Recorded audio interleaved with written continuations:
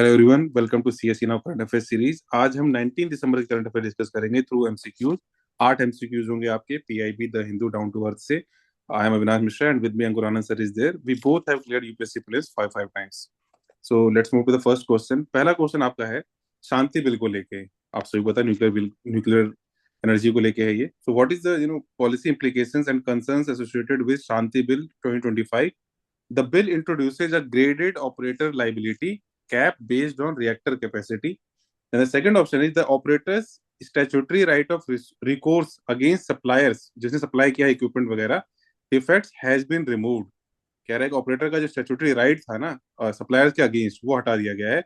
And third option is the bill provides a dedicated ring fenced fund for radioactive waste management and plant decommissioning की जो waste management वगैरह को लेकर कह रहे हैं कि डेडिकेटेड फंड वगैरह बनाया गया है।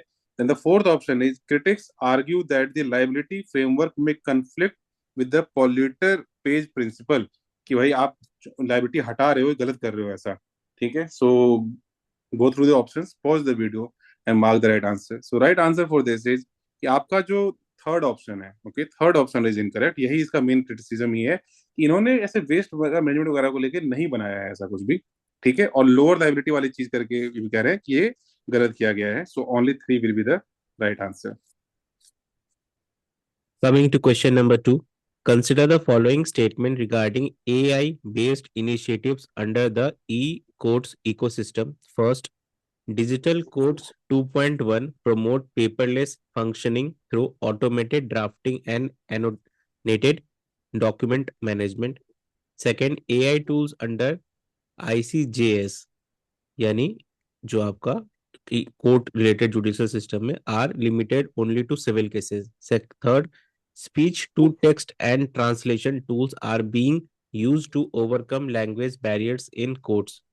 Fourth, AI deployment in court raises ethical concern related to bias, transparency and accountability.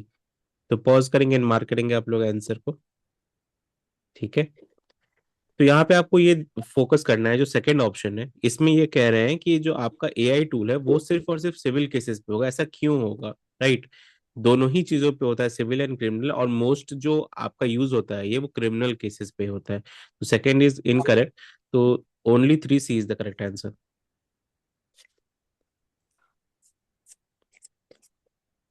Third question ये हमने आई गेस लास्ट वीक भी एक वीडियो में कवर किया था, काफी न्यूज में आपका। ये ध्रुव 64 micro processor consider the following statement. Dhruv 64 is based on the proprietary ARM architecture to ensure global compatibility की ARM architecture है based है. It is India's first indigenously designed 64-bit dual core microprocessor operating at 1.2 gigahertz. तो important है ये अगर ये first है तो. And the third option is the processor has been developed under the Microprocessor Development Program MDP guided by the Ministry of Electronics and Information Technology. And the fourth option is it is intended only for strategic defense application and not for commercial use. ये कह रहे commercial use के लिए meant नहीं है. So pause the video and then mark.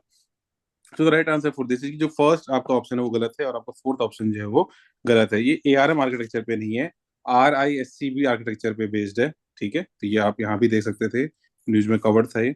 And the fourth option is also incorrect. ये commercial use के लिए भी इसका इंटेंडेड है. ठीक है, यूजुअली इनोवेशन इसी पर्पज से किया था कि कमर्शियलाइज हम उसे कर सके. These two options are correct. Coming to question number 4, with reference to the Erivan anomalous blue butterfly, consider the following statement. First, it is a butterfly species endemic to Armenia. Second, it inhabits calcareous grassland at elevation above 1000 meters. Third, it is listed as endangered in the Red Book of Animals of Armenia. Fourth, it is currently included in the global IUCN red list. तो pause करेंगे and mark करेंगे आप लोग answer. ठीक है, इसमें जो fourth option है राइट, दैट इज इनकरेक्ट. ये ग्लोबल आईयूसीएन रेड लिस्ट में नहीं है, बट अर्मेनिया का जो डोमेस्टिक रेड लिस्ट है उसमें है, जो कि आपके ऑप्शन 3 में दे रखा है. और ये इंपॉर्टेंट क्यों है? बिकॉज COP17 जो है उसका फेस ये बटरफ्लाई होने वाला है, जो अगले साल येरेवान में होगा. तो जो करेक्ट आंसर है वो है A1, 2 and 3. In the fifth question, which one of the following pairs is correctly matched? एक ऐसी pairs वाले क्वेश्चन ये पूछता है आजकल 2-3 सालों से. सो फिनोमिना एंड रीजन. ठीक है, तो बेसिकली अभी ये एलिनो वगैरह न्यूज में था, तो ये कह रहा है कि एलिनो का इम्पैक्ट क्या होगा इन पे, रीजन पे. तो इंडिया में कह रहा है enhance south west monsoon rainfall की, रेनफॉल जो है बढ़ जाएगा. साउथ अमेरिका में कह रहा है कि फ्लड्स एंड हैवी रेनफॉल आ जाएगा वेस्टर्न कोस्ट पे. देन ऑस्ट्रेलिया में कह रहा है excess rainfall and cyclonic storms. And then in case of eastern Pacific fisheries, ठीक है, ईस्टर्न पैसिफिक फिशरीज कह रहा है increase nutrient availability. So take 5 seconds and mark the right video.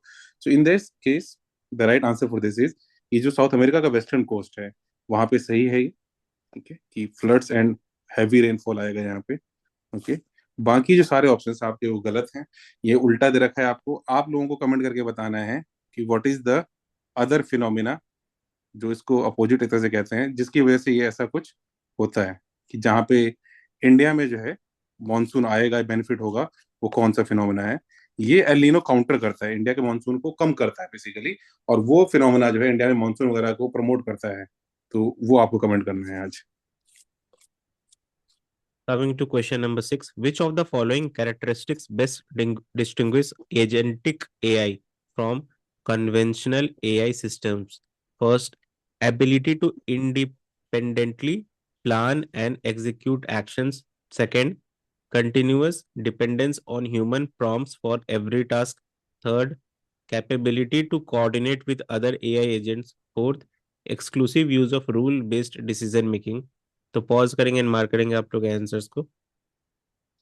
ठीक है, अब इसमें ये देखो, जो ये इंपॉर्टेंट इसलिए बिकॉज वर्ल्ड इकोनॉमिक फोरम ने हाईलाइट किया है ये एजेंटिक एआई वाली प्रॉब्लम. तो जो सेकंड ऑप्शन है आपका, क्या बोल रहा है कि continuous dependence on human prompts for every task, ये फिर एक्सट्रीम स्टेटमेंट है कि हर टास्क के लिए डिपेंडेंट होगा, तो ये गलत है.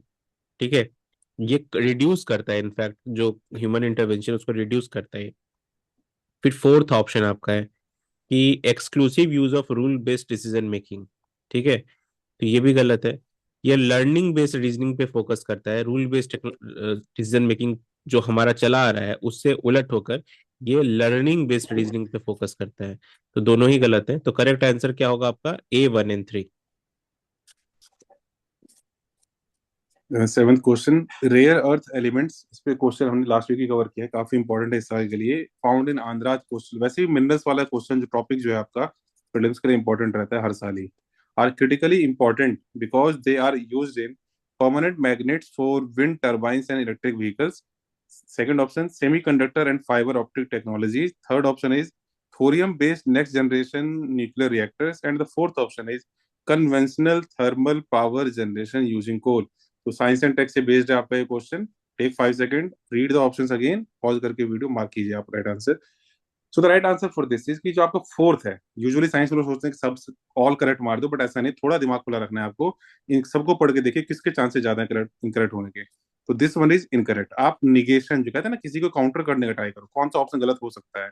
तो fourth option conventional thermal power plant generation जो है इसमें यूज नहीं होता है इसका. तो this one is incorrect and 3 option will be the right answer. Coming to question number 8, consider the following pairs related to beach, sand, mineral rich locations in India. तो location है और स्टेट है. ठीक है, तो फर्स्ट है कालिंगनंगा पट्टनम. कालिंगा पट्टनम, तो ये है आंध्र प्रदेश. सेकंड है चवाड़ा, ये है केरला. थर्ड है गोपालपुर, ये है ओडिशा. फोर्थ है मानवला मानवला कुरिची, ये है आंध्र प्रदेश. ठीक है, तो कलिंगापट्टनम आंध्र प्रदेश, चवारा आपका केरला, गोपालपुर उड़ीसा और मानवला कुरिची आंध्र प्रदेश. तो इसमें जो आप देखोगे फोर्थ ऑप्शन है वो गलत है. क्यों? क्योंकि वो तमिलनाडु होगा. उसका जो आपका स्टेट नेम है वो तमिलनाडु होगा. बाकी सारे सही हैं. और केरला वाला जो है मेजर मोनाजाइट बेल्ट है. और उड़ीसा वाला मिनरल सैंड मिलते हैं वहां पे. तो जो करेक्ट आंसर होगा वो होगा A1, 2 and 3. This was the last question for the day. And एक क्वेश्चन आज आपके लिए है, एक और कमेंट आपको करना है कि चांदीपुर बीच जो है ये कौन से स्टेट में है. Which state you have to comment Chandipur beach is located in. ठीक है, so thank you everyone, we will soon